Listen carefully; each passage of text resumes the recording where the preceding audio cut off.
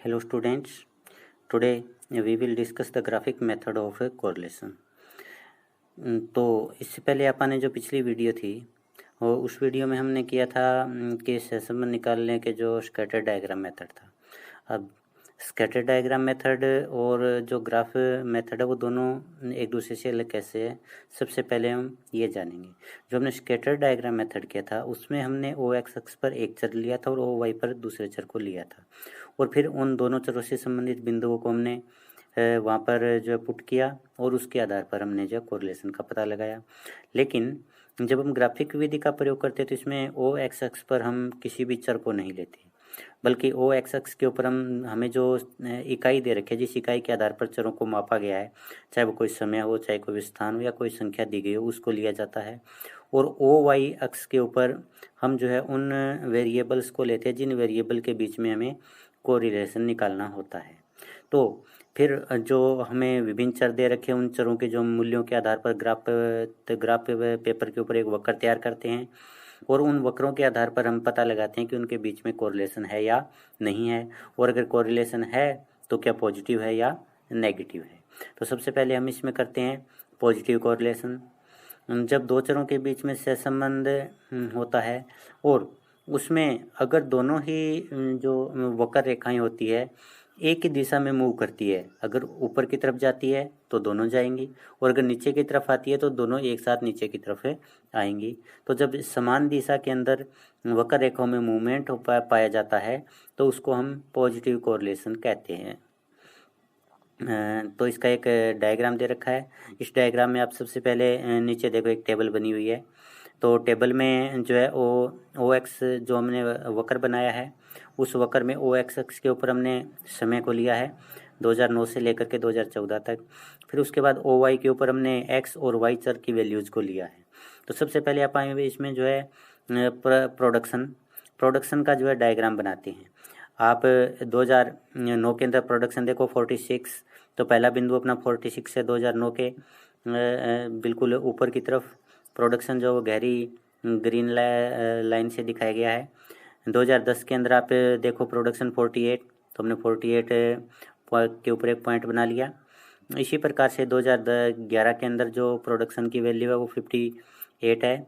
इसके बाद 64 2013 में और 2014 के अंदर ये वैल्यू है 60।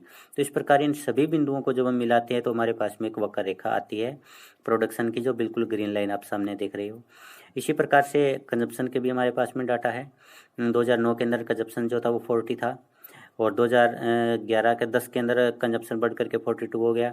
ये जो थोड़ी सी जो लाइट ग्रीन लाइन दिखाई दे रही है ये हमारी जो वो कंजप्शन की है।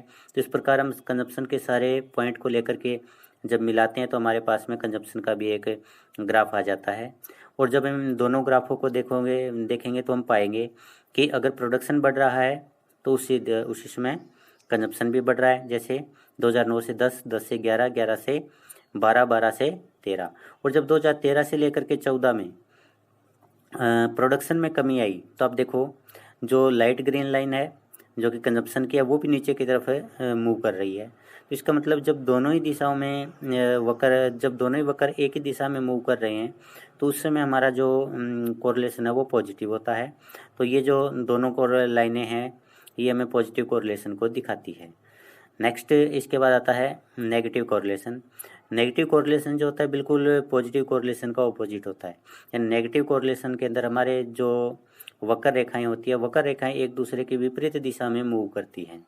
अगर एक चर की वैल्यूज की जो वक्र रेखा है वो बाएं से दाएं ऊपर की तरफ बढ़ रही है तो उसी समय जो है दूसरे चर की जो वक्र रेखा है वो बाएं से दाएं नीचे की तरफ गिरती हुई होती है। तो जब इस प्रकार के डायग्राम हमारे सामने होते हैं, वक्र रेखाएं हमारे सामने होती है तो उनके बीच में जो कोरिलेशन होता है वो नेगेटिव होता है। तो जैसा कि आप इसमें देख रहे हो जब ये जो हमारे पास में ओ एक्स अक्ष के ऊपर हमने ईयर्स को लिया है, ओ वाई के ऊपर हमने एक्स तथा वाई की वैल्यूज ली हैं।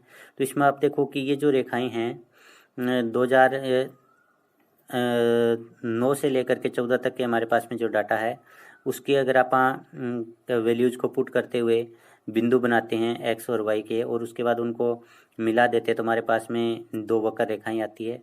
और इन वक्र रेखाओं में आप देखो कि जब एक वक्र रेखा के ऊपर की तरफ बढ़ रही है तो दूसरी नीचे की तरफ आ रही है। जैसे 2010 से लेकर के 2011 में जब जो गहरी हरी लाइन है वो ऊपर की तरफ बढ़ी है तो उसी समय जो लाइट ग्रीन लाइन है वो नीचे की तरफ आई है। 2012 से लेकर के 13 में आप देखो ग्रीन लाइन ऊपर की तरफ जा रही है तो जो लाइट ग्रीन लाइन है वो नीचे की तरफ आ रही है। और 2013 से लेकर के 14 तक जब जो गहरी ग्रीन लाइन है वो नीचे की तरफ मूव कर रही है तो जो लाइट ग्रीन लाइन है वो ऊपर की तरफ बढ़ने लगती है। तो इस प्रकार इन दोनों वक्र रेखाओं में नेगेटिव कोरिलेशन है क्योंकि ये दोनों एक दूसरे की विपरीत दिशा में मूव कर रही है। नेक्स्ट इसके बाद आता है कि जो ग्राफिक मेथड है उसके गुण क्या हैं।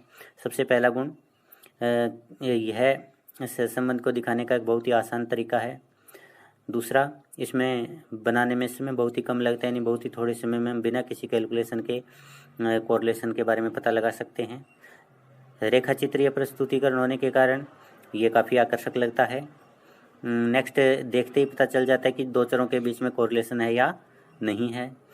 नेक्स्ट, इसे देखने मात्र से पता चल जाता है कि दोनों में पॉजिटिव कोरिलेशन है या नेगेटिव। अगर दोनों रेखाएं एक ही दिशा में मूव कर रही है, जैसा कि इस डायग्राम में हम देख पा रहे हैं, दोनों रेखाएं एक ही दिशा में मूव कर रही है, पॉजिटिव कोरिलेशन है, बिल्कुल देखते ही पता चल गया। और अगर दोनों रेखाएं एक दूसरे की विपरीत दिशा में मूव कर रही है तो इनमें नेगेटिव कोरिलेशन है, जैसा कि इस डायग्राम के अंदर दिखाया जा रहा है। तो इस प्रकार ये जो उसके वही गुण हैं जो स्कैटर डायग्राम मेथड के गुण थे। इसके बाद है इसके दोष।